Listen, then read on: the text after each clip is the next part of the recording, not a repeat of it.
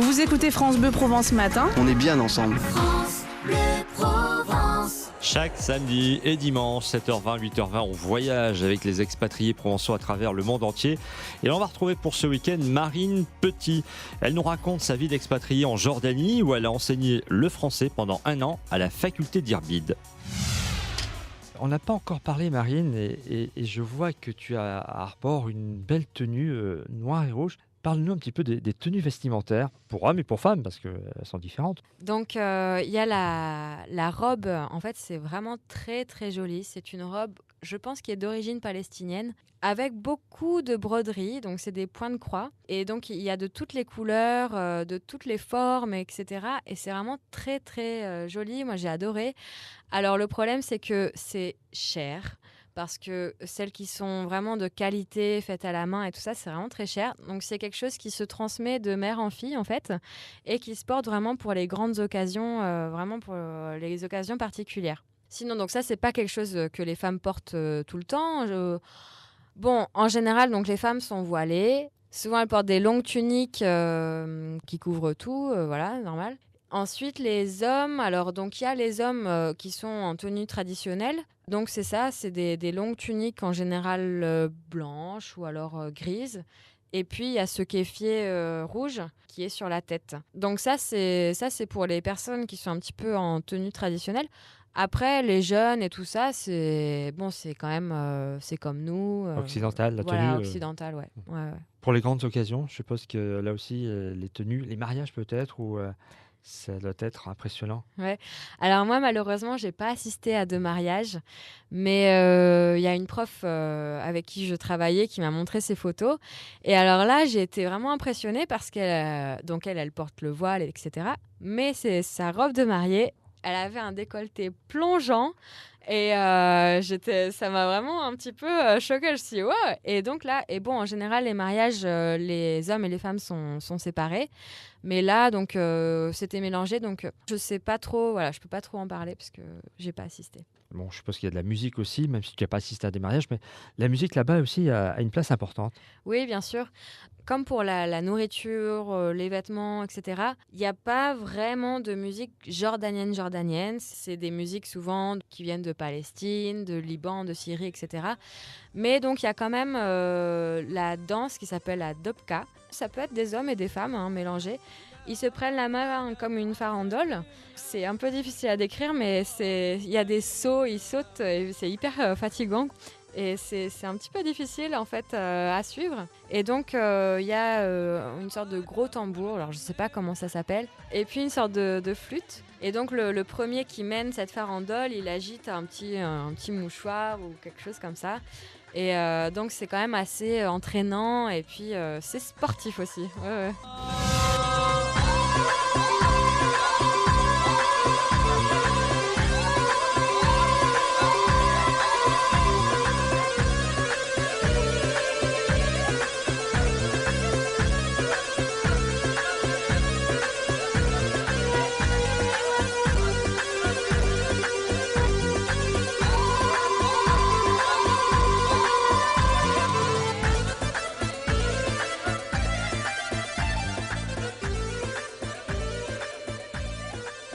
Marine, durant ton séjour d'1 an donc en Jordanie, il y a quand même pas mal d'arbres fruitiers, c'est des spécialités, parce qu'il y a beaucoup de fruits secs qui nous viennent de Jordanie aussi. Oui, il y a beaucoup de fruits secs. Donc tout ce qui est abricots, dattes, amandes, noix, etc., etc.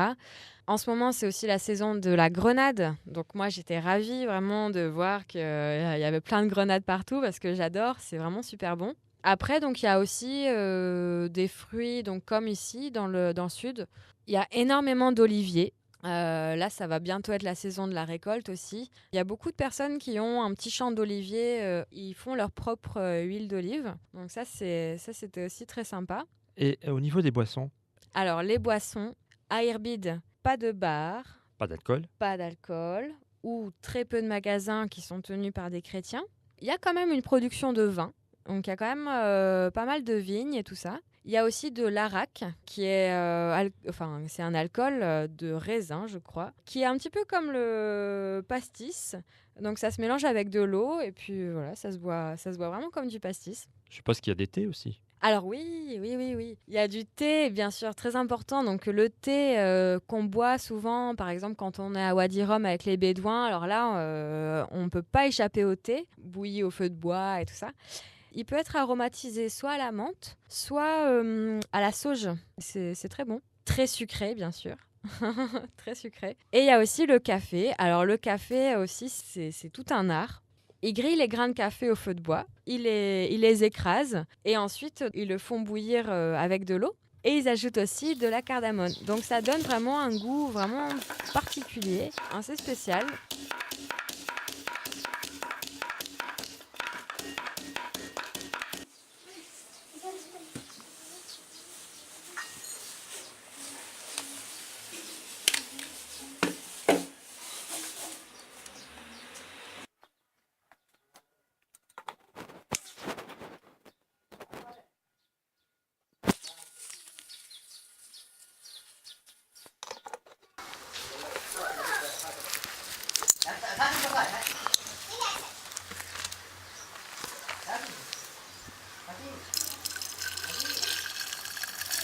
Donc il y a plusieurs façons de boire le café. Alors soit dans les petites tasses où on boit vraiment une toute petite gorgée pour les invités quand ils arrivent au début.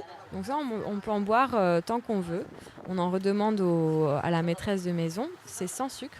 Ou alors c'est comme le café turc, donc avec le marc de café directement dans l'eau qu'on sert et puis qui tombe ensuite dans le fond de la tasse, qui est sucré celui-là. Mais en étant en Jordanie, il n'y a pas des choses de France qui t'ont manqué? Donc non, pas trop, parce que moi je m'adapte assez facilement et puis j'aime bien découvrir la nourriture. Ça m'a pas trop manqué. Il y a aussi tout ce qu'il faut, donc non, ça allait. Toi, en tant que provençale française, est-ce que tu as fait découvrir des spécialités, des choses de notre région à l'étranger? Alors oui, j'avais apporté des petits biscuits à la lavande qui ont eu du succès. J'ai apporté aussi des navettes. Donc tous ces petits biscuits, c'est pratique parce que ça se conserve bien et puis c'est toujours sympa à donner. Donc ça a bien plu. Marine Petit, notre invitée tout au long de ce week-end pour nous faire voyager et nous emmener en Jordanie. On la retrouve demain à 7h20 et 8h20. Il est 8h20.